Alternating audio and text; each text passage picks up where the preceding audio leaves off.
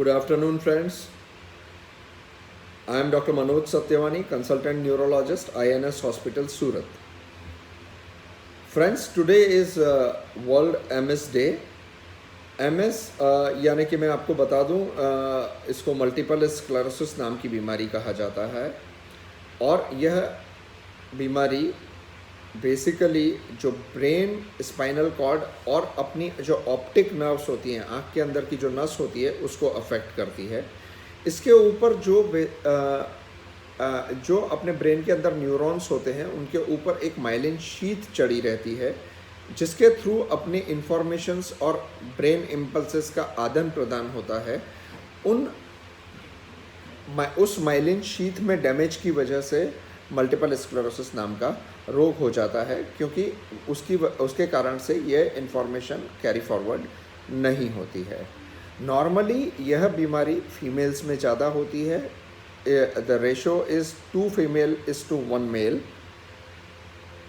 आज का अगर करंट सिनारियो देखें तो वर्ल्ड ओवर लगभग 25 लाख व्यक्ति इस बीमारी से पीड़ित हैं। यूजुअली इस बीमारी में जो अटैक होता है, वो पहला अटैक 20 से 40 साल की उम्र के बीच में होता है। इस बीमारी में जो लक्षण होते हैं वो यूजुअली विजुअल यानी कि आँखों में देखने में कमी, हाथ या पैर में कुछ झंझनाहट आना या वीकनेस, चलने में इम्बैलेंस, पेशाब करने में कोई तकलीफ़, ज़्यादा थकान का होना, कभी कभी याददाश्त और बिहेवियर चेंजेस यानी कि अपने को पेशेंट को डिप्रेशन या एंग्जाइटी के सिम्टम्स भी इस बीमारी में आते हैं। यह बीमारी जो होती है वह मूलतः 4 प्रकार से आगे बढ़ती है। इसकी 4 वैरायटीज़ होती हैं। पहली वैरायटी होती है relapsing and remitting variety. Most of the patients like 80% of the patients जो होते हैं वो इसी प्रकार की बीमारी या इसी पैटर्न के थ्रू प्रेजेंट करते हैं। इस बीमारी में फ्रीक्वेंट अटैक्स होते हैं और 2 अटैक के बीच में पेशेंट की कंडीशन नॉर्मल या इम्प्रूव हो जाती है। पर कुछ पेशेंट्स इसमें से धीरे धीरे आगे प्रोग्रेस करने लगते हैं, तो यह बीमारी सेकेंडरी प्रोग्रेसिव मल्टीपल स्क्लेरोसिस कहलाती है।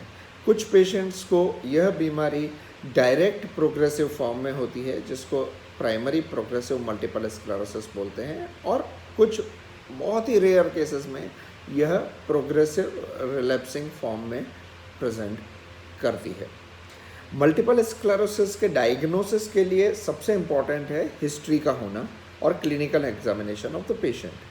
पर इसको एकदम कंफर्म एस्टैब्लिश करने के लिए हम लोगों को इस बीमारी में एमआरआई, एक लंबर पंक्चर और कई बार विजुअल इवोक पोटेंशियल, कंप्यूटर में एक जांच होती है जिसमें आँखों और कुछ नसों की जांच की जाती है, तो वो जांचें करनी पड़ती हैं। एक बार डायग्नोसिस होने के बाद इसका इलाज काफ़ी लंबा चलता है और रिसेंटली इन लास्ट 1 डिकेड, आखिरी 10 सालों में आप समझिए 2008 से लेके और अभी तक इसमें काफ़ी कुछ वैज्ञानिक संशोधन और वैज्ञानिक रूप से इसमें ट्रीटमेंट का संचार हुआ है और धीरे धीरे नए ट्रीटमेंट आने लगे हैं। तो जो लोग इस बीमारी से पीड़ित हैं, मेरे जो अपने खुद के पेशेंट हैं और जो दूसरे पेशेंट हैं, मैं उनसे यह कहना चाहूँगा कि be positive in this disease, क्योंकि अगर आप पॉजिटिव रहेंगे, धीरे धीरे काफ़ी सारी नई दवाइयाँ आती जा रही हैं जिनको हम इम्यूनो मॉड्यूलेटर्स बोलते हैं या डिसीज़ मॉडिफाइंग थेरेपीज़, उनसे इसमें काफ़ी अच्छे रिजल्ट्स मिलते हैं। थैंक यू, धन्यवाद।